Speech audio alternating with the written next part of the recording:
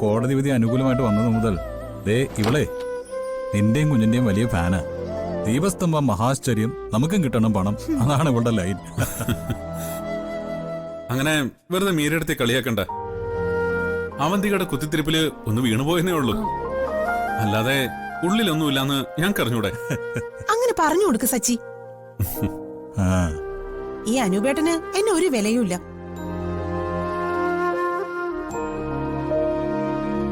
അല്ല, ഞാനൊരു കാര്യം ചോദിക്കട്ടെ, നിങ്ങൾ കൊച്ചിനിടാൻ വല്ല പേരും കണ്ടുപിടിച്ചോ?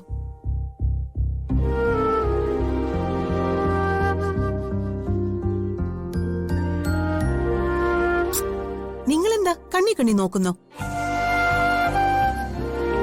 ഇതുവരെ പേരൊന്നും കണ്ടുപിടിച്ചില്ലേ?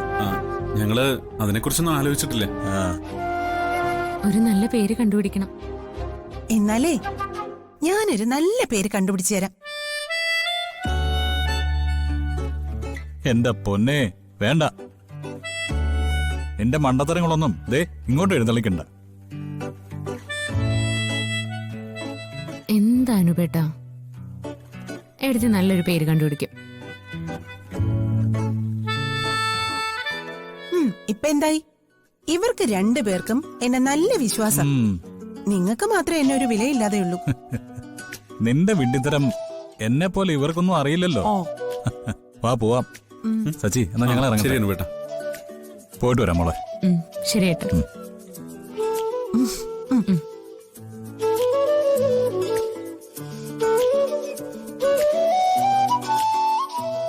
എന്തായാലും മീരടുത്ത് ആകെ മാറി.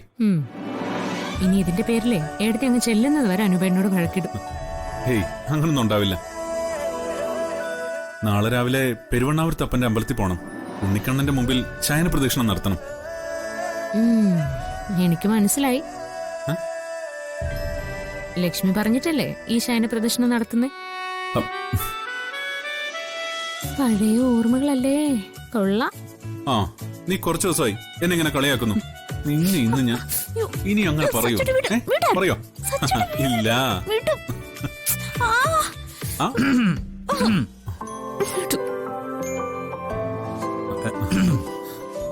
ഞാനേ എന്റെ ഫോൺ എടുക്കാൻ മറന്നു. അപ്പൊ ശരി. അതെ, സർജറി കഴിഞ്ഞ് കിടക്കുന്ന പെണ്ണാ, അത് ഓർമ്മ വേണം രണ്ടുപേർക്കും. നീ കാരണമല്ലേ നിന്നെ ഇന്ന്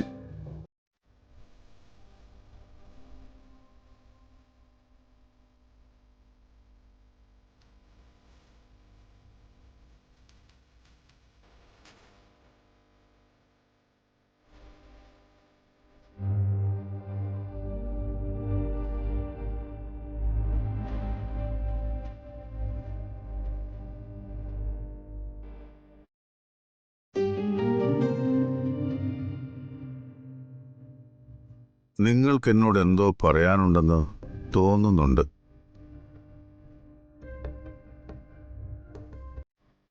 ഉണ്ടച്ചാ, വളരെ പ്രധാനപ്പെട്ട ഒരു കാര്യം പറയാനുണ്ട്.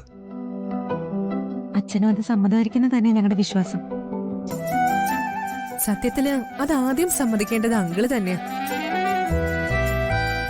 നിങ്ങളിങ്ങനെ അവിടെ ഇവിടെയും തൊടാതെ പറഞ്ഞ കാര്യം എന്താണെന്ന് എങ്ങനെയാ മനസ്സിലാവുന്നത്?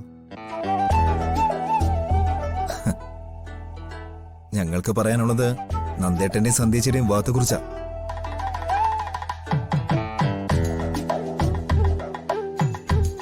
നിങ്ങൾ പറയുന്നത് ശരിയാ. പക്ഷേ അതിനു മുമ്പ് അവന്തികയുമായുള്ള ബന്ധം ലീഗലി വേർപിരിയണ്ടേ?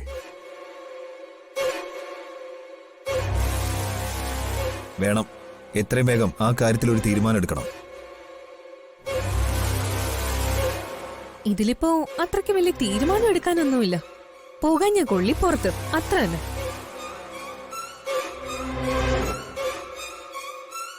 നന്ദേട്ടന്റെ ജീവിതത്തിൽ നിന്ന് ചേച്ചി എടുത്തു കളഞ്ഞാലേ നന്ദേട്ടന് സമാധാനമായിട്ടൊരു ജീവിതം കിട്ടൂ.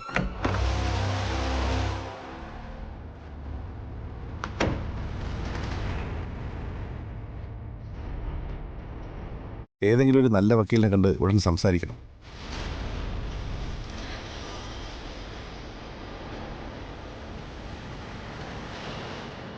അച്ഛാ, എനിക്കിനി ആ ഭാരം ചുമക്കാൻ വയ്യ.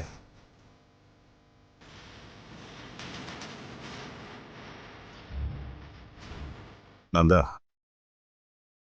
കുടുംബ കോടതിയിൽ ഒരു ഡിവോഴ്സ് കേസ് എത്തിയാലുള്ള അവസ്ഥ നിനക്കറിയാലോ. ഇതൊന്നും അവസാനിച്ച് കാണണമെന്ന് ആഗ്രഹമുള്ളവരല്ല ഒരു വക്കീലന്മാരും. അവർക്ക് എങ്ങനെയെങ്കിലും കേസ് നീട്ടിക്കൊണ്ടുപോയി പണം സമ്പാദിക്കാനുള്ള മാർഗങ്ങളാ എല്ലാ വിവാഹമോചന കേസുകളും. നിന്റെ കാര്യത്തിൽ അതുണ്ടാവരുത്. എന്തായാലും ഡിവോഴ്സ് നടക്കട്ടെ. അതിനിതല്ലാതെ വേറെന്താ വഴി?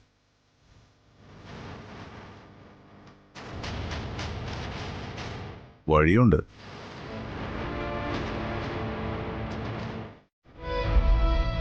സച്ചി വന്നത് വലിയ ഉപകാരമായി. ഇല്ലെങ്കിൽ ആളുകൾ ബഹളം ഉണ്ടാക്കിയാനെ. ഫോണിൽ സംസാരിച്ചോണ്ടാണോ വണ്ടി ഓടിച്ചത്? അത് പിന്നെ നന്ദേട്ടൻ വിളിച്ചതായതുകൊണ്ട്. മനസ്സിലായി.